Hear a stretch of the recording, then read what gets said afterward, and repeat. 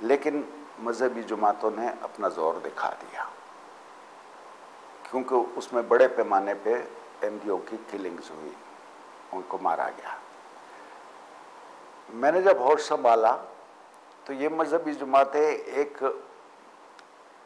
तफजुल हुसैन था या क्या ख़ानदानी मनसूबाबंदी का हेड था या वज़ीर सेहत होगा, क्योंकि पिंडी की दीवारों पे लिखा होता था कि इसको हटाओ जी, ख़ानदानी मनसूबाबंदी हराम है। रसूल पाक ने कहा है कि मैं क़यामत वाले दिन अपनी उम्मत की कसरत पे फ़ख्र करूँगा। इस लेवल पे थे। 70 का इलेक्शन जब आया तो उसको लिटरली, चूंकि मीडिया जमात इस्लामी के साथ था, वो जमात इस्लामी और पीपल्स पार्टी का इलेक्शन बना हुआ था। अल्ताफ हसन कुरैशी साहब ने एक तो मशरिक़ पाकिस्तान के एक बड़ी गलत उर्दू डाइजेस्ट में 6-7 किस्तों में मोहब्बत का जमजम बह रहा है के नाम से किस्तें लिखी थी, जिसमें बंगाली को पोर्ट्रे किया गया जैसे कि वो गद्दार है जो वहाँ पे महाजर आया हुआ है, बिहारी जिनको हम कहते हैं, वो पैट्रियट है। और फिर इलेक्शन तजिए में पीपल्स पार्टी को 6 सीटें दी थी इलेक्शन से 2-3 दिन पहले। रिजल्ट जब निकला तो बिल्कुल अपोजिट निकला। 74 में उस शिकस्त के बाद मौलाना मौदूदी ने कहा कि अवाम ने गलत फैसला किया। उस शिकस्त के बाद दोबारा वही 1953 वाला इस्तेमाल करके मिर्ज़ाइयों के खिलाफ तहरीक उठाई गई।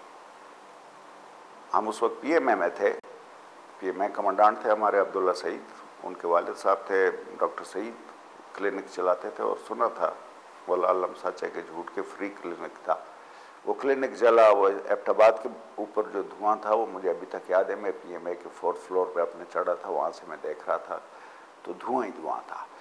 उसके नतीजे में पहली दफ़ा मजहबी जमातों ने फोर्स किया और आइन में अमेंडमेंट करके अहमदीस को गैर मुस्लिम करा दिया। इसमें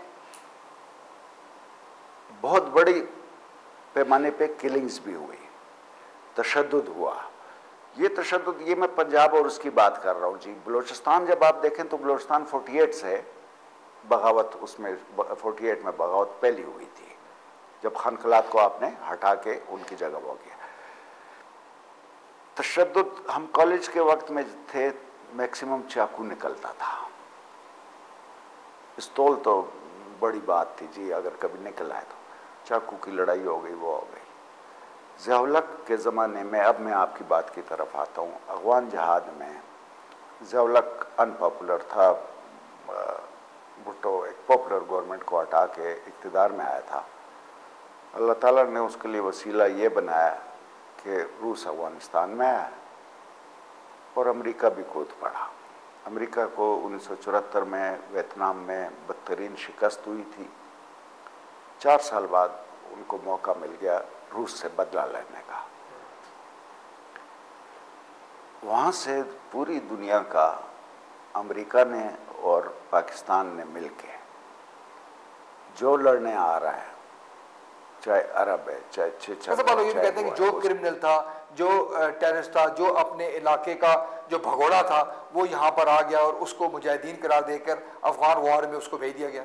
ये एफेट जो है, इसमें बुरहानुद्दीन, उसका हिकमत यार का ऑफिस था, ये स्ट्रीट 48 में। इसमें फ़लस्तीनी था साम, जो कि उसामा का टीचर था, अच्छा आदमी था।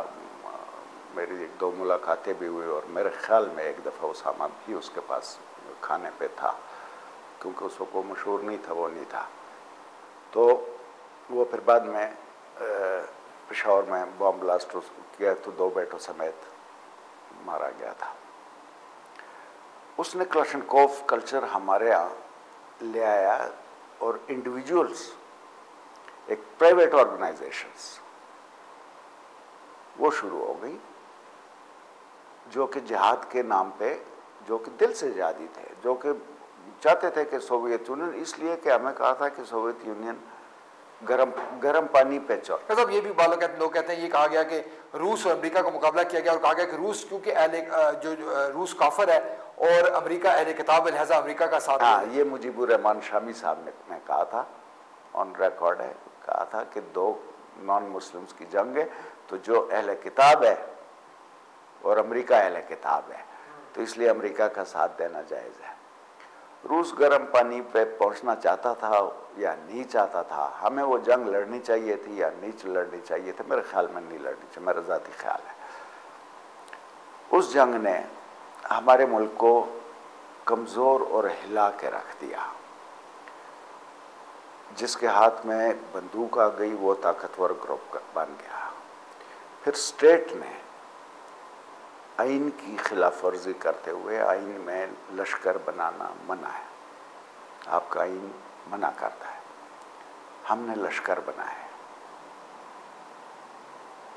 वो कश्मीर में मूवमेंट जो थी पाकिस्तान ने नहीं शुरू की थी, इलेक्शन रिजल्ट के खिलाफ वहाँ पे इंडिजिनस वहाँ के लोगों ने मूवमेंट शुरू की,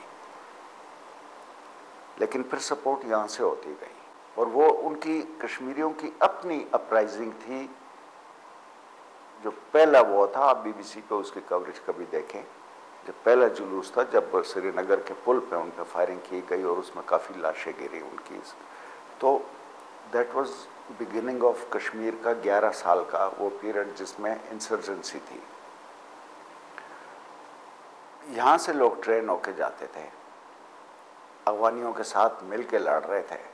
अफगानिस्तान जब चला गया वो फारग हो गया, कश्मीर की तरफ रुख कर लिया।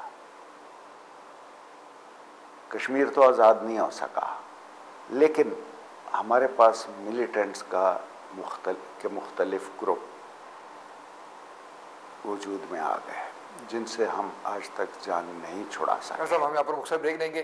नाज़रीन, करने खालिद मुनीर का कहना है कि इस बात में सदाकत है कि जो अफगान वार थी उसके नतीजे में हमारे यहाँ इंतहा पसंदी और दहशतगर्दी बढ़ी। उनका ये भी कहना है कि जिस तरह मरहूम जनरल ज़िया-उल हक ने मुख्तलिफ जो मुजाहिदीन थे जो मुख्तलिफ इलाकों से इनका ताल्लुक था उनको यहाँ पर पनाह दी, इस्लामाबाद हो, रावलपिंडी हो, मुल्क भर में उन्होंने कैंप्स खोले, पेशावर में बड़ी तादाद में ये लोग आए।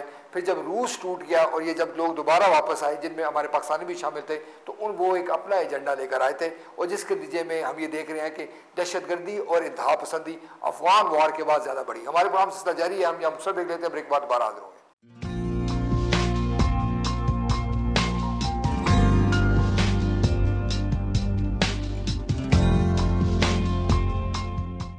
नाज़रीन, वेलकम बैक। साहब ये बताएं कि अगर अफगानिस्तान की जो जंग है जो रूस के साथ हमने लड़ी, अगर हम उसमें शामिल ना होते तो आप क्या समझते हैं कि हमारे यहाँ दहशतगर्दी और इंतहा पसंदी कदरे कम होती? ना होती। देखें, ये जो अभी जितना भी है, अब अमेरिका के खिलाफ हो रहा है ना, पहले रूस के खिलाफ था। वो अफगानियों की जंग थी रूस के खिलाफ। हमारा बीच में क्या हक बनता था और क्या इंटरेस्ट था कि हम उसमें जाके कूद पड़े उस जंग में। अब वियतनाम में जब जंग हो रही थी, पहले फ्रांस लड़ रहा था, फिर अमेरिका आ गया, वो भी 30 साल की जंग थी।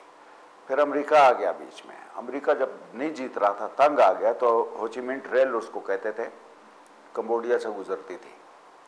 कंबोडिया को कहा कि ये रास्ता बंद करें जो सपोर्ट आ रही है बाहर से, नहीं किया। कंबोडिया के साथ भी जंग हो गई, तो कंबोडिया उस जंग में खामखा इन्वॉल्व हो गया था। हमने अपने आप को कंबोडिया बना लिया और बड़ी खुशी खुशी बनाया। अमेरिका आज तो तनकीद होती है CIA पे और उस पे, लेकिन अफगान जंग के दौरान CIA सबसे बड़ा हेडक्वार्टर जो उनका वाशिंगटन के बाद था वो पेशावर था और यहीं से उन्होंने जंग लड़ी।